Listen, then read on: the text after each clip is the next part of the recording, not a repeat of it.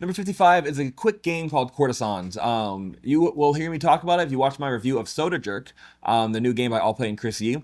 Courtesans is a fun, nice card game where on your turn you're going to draw 3 cards. You have to play one in front of you, one to an opponent, and one on the main shared. The cards you are playing are different kinds of royalties, and there's about 5 different types of royalties, I believe, or classes and colors. And it's a shared stock board where the cards you play in the middle of the board, you're either going to increase the value of that class or decrease the value of that class or another class. It's simple, but I've seen that game. It comes down way too much to who has completed their completely uncontrollable personal objectives. It's very difficult and very hard to try to get your goals comfortably and consistently. So in that game, it really is a matter of who gave me the cards I need. Not too much strategy, which is why it's not higher, but it's quick. I like the concept. I like the shared stock board type thing.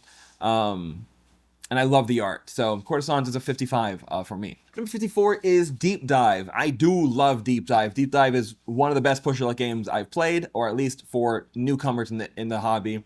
If you don't know Deep Dive, it's a game by AEG where everyone plays as a waddle of penguins, and waddle is the cluster term or group term for penguins, which is a fun little fact. And you're going to push your luck. You're going to flip over the first level of tiles, and if you don't get a predator, you can decide, do I want that tile, or do I want to go deeper to take a bigger chance on a more expensive tile, or a more valuable tile. You do that until you get to the very end, which has 50-50 shots of predator, or fish, which will give you the most amount of points. So really, it's how far do I want to push my luck.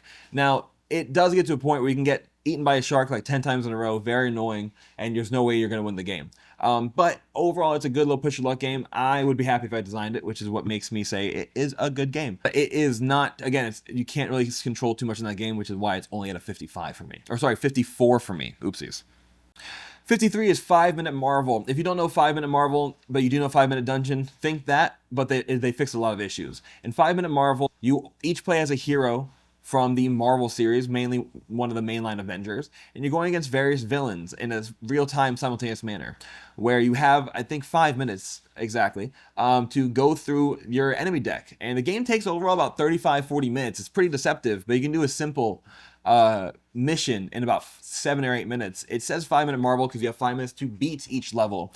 However, there are pause cards, which you do want to talk about. You do want to plan your actions. So each round does take about 6 to 7 minutes, 8 minutes with setup. It's pretty simple. It's pretty fun. It's very difficult and rewarding. And again, one of the few cooperative games I actually do enjoy. And we played this one for like over an hour multiple times just because it's a good game. It's frustrating and you can stop whenever you want. Yeah, that's number 53, 5 Minute Marvel. Number 52 is Flip 7. Flip 7 is kind of like a blackjack-like game where you're trying to get to 200 points before anyone else. In this game, there are cards between 1 and, I think, 13 in the deck. The number represents the point value as well as the quantity of cards in that deck. So there's 1 1, there's 2 2s, there's 13 13s. In the game, you are dealt a card, then you decide whether or not you want to be hit or pass. If you are hit, you will get another card. If you pass, you will pass. You bust whenever you get the same card twice in a row. There are some other fun little cards in there that just give you +8, so it's not a number, but gives you extra bonus points. There's a ×2 to score. There's a freeze. There's a flip 3 to attack someone. It's a fun game. It's enjoyable. It's very simple, and something to do as a filler to play with, like, I played with a max of about 20 people, and it plays well. You just have to shuffle the deck a lot more, but it really is a fun, easy game that I would be, one of those things where it's not super, you can't control too much, but it's a fun, easy, enjoyable game that does not take a lot of time, which does excuse it to be number 52 on my list. 51 is Dig. Dig is a pack of gum game. If you don't know pack of gum, there are games that are literally played in a classic pack of gum. It's very light, simple, and the game is also, I believe, for push your luck. You are dogs going through and you're trying to get bones. Getting bones, walk over and put it into the right colored bowl. So you're digging, you're trying to see what's inside of each location, and you're walking over to put it down. So really, it's not great.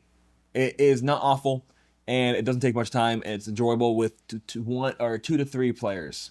2 to 4 players, technically. So if you have time, definitely check out Pack of Games. I should add more of them to this list. There are not many I know about. I know Bog is a lot of aggression from what I hear from, I think, like Joey Evans. Joey Evans, if you don't know, like, knows every single Pack of Gum game, so definitely look up his reviews if you want to know more about Pack of Gum games. And that is Dig at number 51. Number 50 is Alan's Adventureland. Islands Adventureland is one of the games Rio Grande sent us when we did Caravan Convoy this year. It's one of the 3 they sent us, and Islands Adventureland was actually surprisingly enjoyable. The art looks very stereotypical of board games from like 2010. I thought honestly was gonna be like a mediocre game, but it was surprisingly enjoyable. It is a game where you're building the best kinds of rides. You're focusing on your attractions. You're trying to play the same type of attractions to increase the value of those attractions, and you want to build on your board. The grid's very big and it uses wooden pieces. You have to take an hour just to put the stickers on all the right pieces on both sides. It doesn't matter which side you put everything on, so pay attention to that because it's very easy to mess up. And you can restrict opponents from playing certain things. You can permit yourself to play certain cards. There's ways to mitigate that around that as well. But overall, it's cool. It's not awful. Like, it's okay. We played with the maximum players, which is 4 players, and I think the game should be played with at least 3 players. Too many games say they're 2 to 4, but really it's just 3 or 4 players. Now, Adventureland is a game that definitely benefits from having 4-player count. At the very least 3. So definitely check out Islands Adventureland if you like the theme park type games and tile placement games. Number 49 is Bacon, and yes, I don't know a single person who has said good things about Bacon. Bacon is another all-play game, small box game. Looks pretty, looks great. It's a card shedding game that can be played either in a team or solo, and it all depends on player count. Someone plays a hand, and you have to play a better hand of their hand. So if someone plays a 1, 2, and a 3, you now have to play a run of 3 as well. That's better than 1, 2, or 3. So if someone plays a 1, 2, or 3, you can play a 5, 6, 7. The only things you can break that rule with are special combos, which uses the Bacon cards, which are wild. Everyone has them. It's a card shedding game. First one that goes out gets most amount of points. And done in a team, I'm pretty sure you have to have like 2 players on your team go out in order to score the points, but it's not bad. Honestly, Ruins is kind of like an evolved version of this game. They kind of took what they did with Ruins and they just made it better. Or they kind of took what they did with Bacon and made it a better game by making Ruins. I like the theme a lot with Bacon. I like the card art. I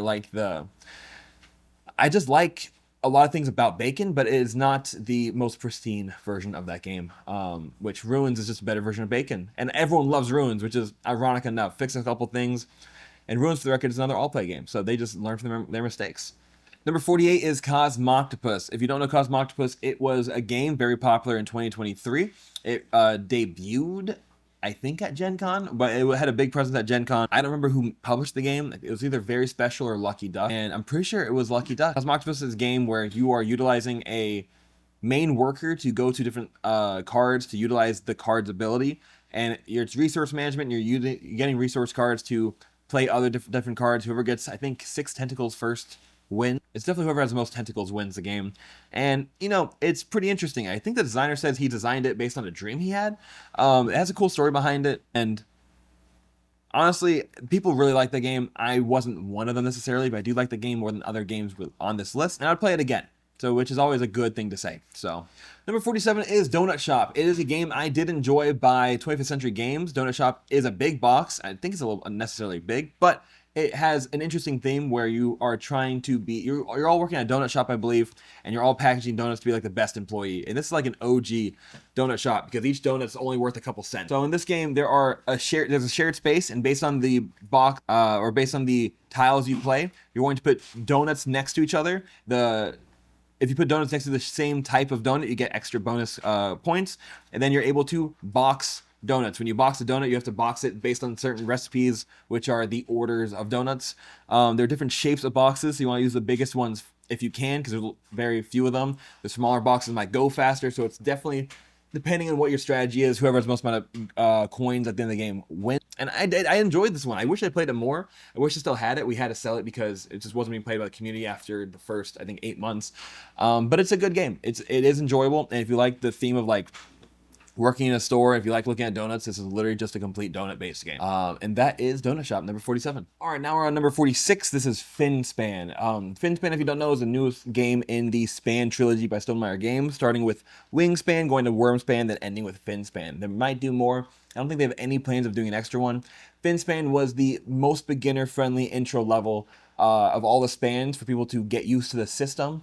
It is interesting because you're diving deeper down the board as opposed to going to left to right like the other two games. You have a vertical board as opposed to horizontal, and if you're playing with the vertical boards, you will need a bigger table than you think you do, or stagger them a lot more. You definitely will be getting nicely comfortable with the people that you're around because boards will be overlaying adjacent. The verticality of the boards were, in my opinion, not the best idea, but it fits the theme pretty well.